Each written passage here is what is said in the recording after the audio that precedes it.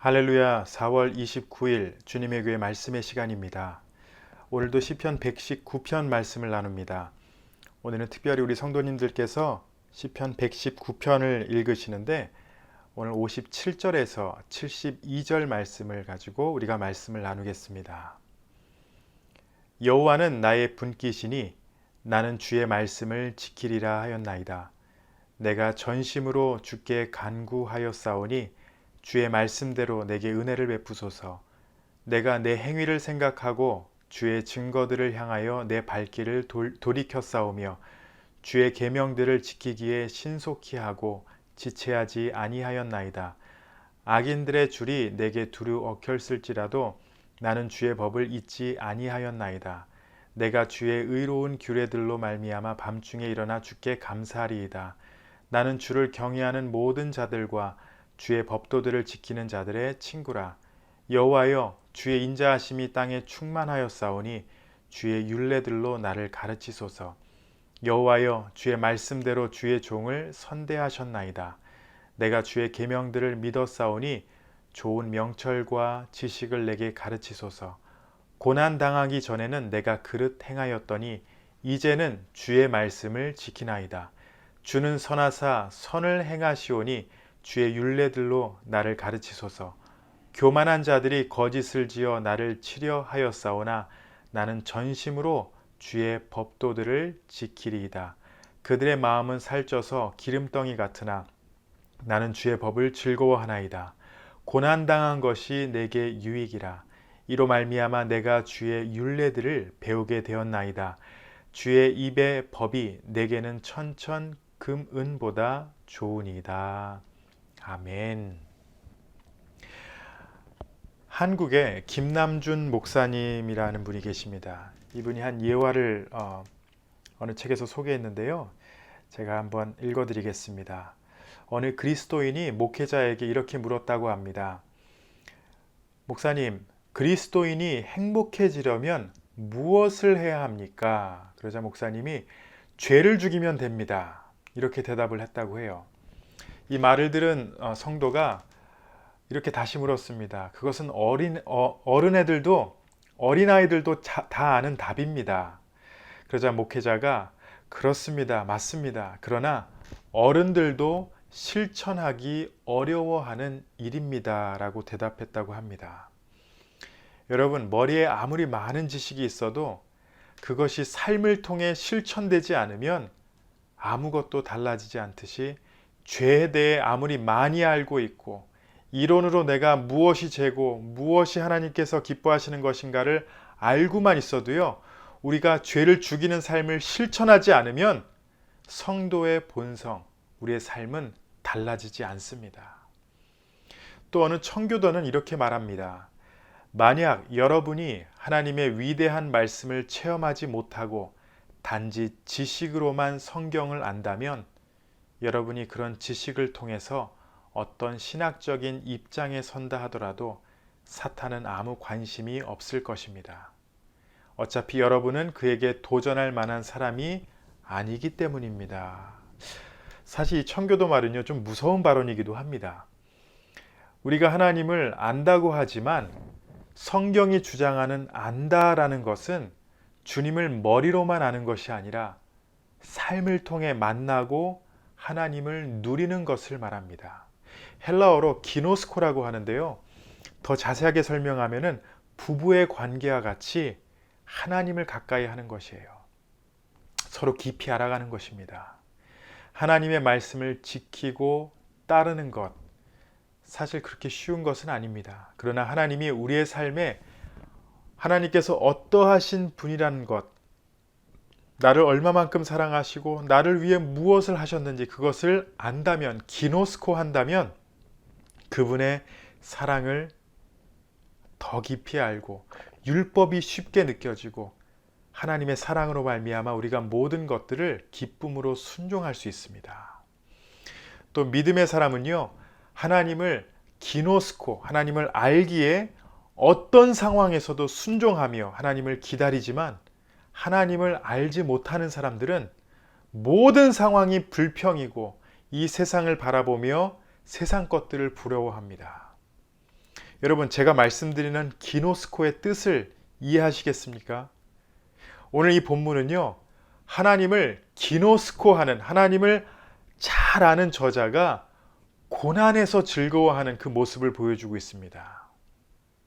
그냥 이 시편 저자의 고백으로 끝나는 것이 아니라 여러분의 삶이 이와 동일하게 하나님 안에서 하나님을 깊이 알아가며 이 신앙의 깊은 삶을 누리시는 우리 성도님들 되시기 바랍니다. 첫 번째로 저자는 말씀으로 그의 고난을 극복한다라고 말합니다. 57절 시작에서 저자는 하나님이 자기의 분깃이라고 고백합니다. 영어 성경에서는 You are my portion, O Lord. 여기서 분깃은요, 이스라엘 백성이 가나안 정복 후에 할당받은 그 땅을 의미합니다. 57절을 다시 보시면 여호와는 나의 분깃이시니 나는 주의 말씀을 지키리라 하였나이다. 하나님이 나의 분깃이시니 나는 주의 말씀을 지킨다는 것이에요. 세상 사람들은 돈과 권력을 얻으려고 노력하지만 나는 하나님을 알기에 하나님만을 사랑하고 주님의 뜻을 구하며 말씀을 지키겠다라는 것입니다. 그리고 이게 당연하다 이렇게 고백해요. 그래서 오늘 본문 마지막 절 72절을 보시면은 저자는 이렇게 고백합니다. 주의 입의 법이 내게는 천천 금은보다 좋으니이다. 하나님의 말씀이 이렇다는 것입니다. 자신의 삶 자체가 하나님의 말씀으로 충만하여서 그 귀함을 깨달았기에 이렇게 고백할 수 있었던 것이에요. 이 저자의 삶 중심에는 하나님의 말씀이 충만했습니다. 하나님이 자신의 유일한 기업으로 삼아서 말씀을 듣고 순종하는 것을 최고의 목적으로 삼았기 때문이에요. 제가 서론에 말씀드렸다시피 우리는 하나님의 말씀을 알고 있습니다. 여러분은 수없이 설교를 듣고 무엇이 하나님의 뜻인지 배워왔어요. 그런데 막상 우리가 결단하고 적용하기가 힘든 것이에요. 우리가 내려놓고 주님을 의지할 때 그때 하나님께서 우리를 붙잡고 어떻게 인도하시는지 모르기 때문에 내려놓지 못하는 것입니다. 주님이 우리의 기업이 되십니다. 우리의 분깃이 되시는 것을 기억하시고 주님만을 의지하는 우리 성도님들 되시기 바랍니다. 또 두 번째로 저자는 고난을 통해 즐거워하고 배운다 이렇게 고백해요. 본문을 계속 읽어보시면요. 저자가 과거에 힘든 고난을 겪었거나 아니면 지금 그런 고난 가운데 있는 것 같이 보입니다. 67절 말씀을 보시면은 고난 당하기 전에는 내가 그릇 행하였더니 이제는 주의 말씀을 지키나이다. 그런데 우리가 이해할 수 없는 고백을 저자가 하는데요. 뭐냐면은 고난이 하나님의 선물이라고 고백해요. 고난이 하나님의 선물이다. 여러분 이렇게 고백하실 수 있습니까? 그런데 저자의 고백은 고난 덕분에 잘못 행하던 길에서 떠나 말씀을 배우고 믿고 지킬 수 있었다라는 것입니다. 하나님 고난을 없애주세요 이렇게 기도하는 게 아니라 고난을 통해 말씀을 더 배우고 믿고 지킬 수 있었기에 감사합니다. 이런 고백입니다. 이러한 모습 여러분 어떻게 생각하십니까? 여러분 한 번이라도 고난이 여러분에게 유익이라고 생각해 보셨습니까? 우리가 잘 알다시피 성경에서 고난하면 생각나는 인물이 있죠. 욥입니다. 욥이 모든 고난을 당한 후에 한 고백이 있어요.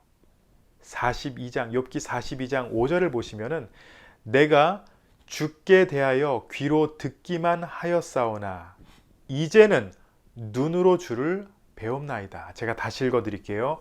내가 주께 대하여 귀로 듣기만 하였사오나 이제는 눈으로 주를 배웁나이다 라는 고백입니다.